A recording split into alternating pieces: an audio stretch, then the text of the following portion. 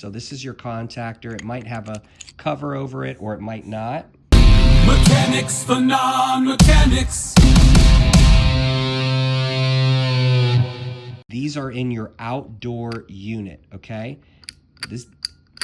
This right here, you have 24 volts connected from the thermostat.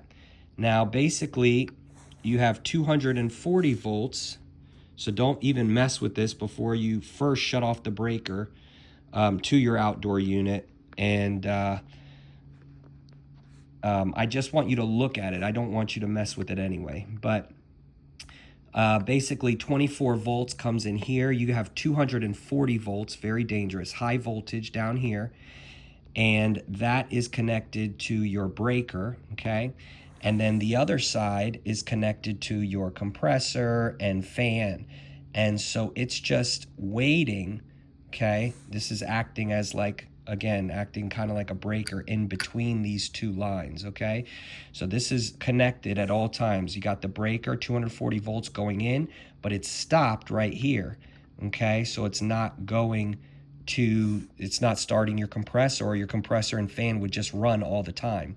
So this is something to stop it in the middle, and that stop is controlled by your thermostat. 24 volts tells it to come on.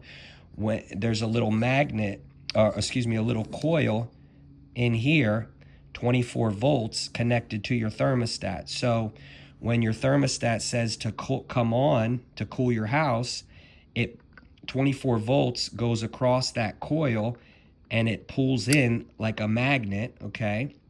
Because it's electromagnetism. So the electrical goes across there, that pulls in the magnet, and now you have 240 volts running across, which turns on your compressor, turns on your fan. When your thermostat tells it to shut off, boom, it shuts off.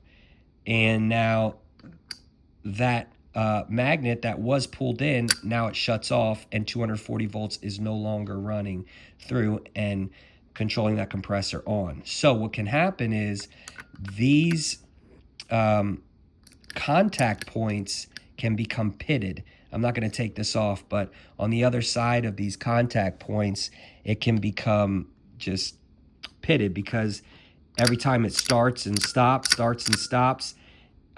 it causes restriction there, and that can build up over time. So what you do is, how you would know is if so if this stays pulled in all the time, even when your fan inside shuts off, it will freeze up your unit.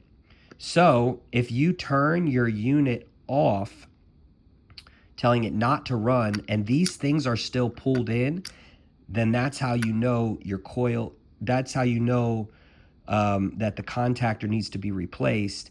And that is the reason for your coil freezing up, which is the reason for there being no air coming out of your vents. Okay, that's a little more complicated, but that is how a contactor can cause your unit to freeze up, which will cause no air to come out of your vents.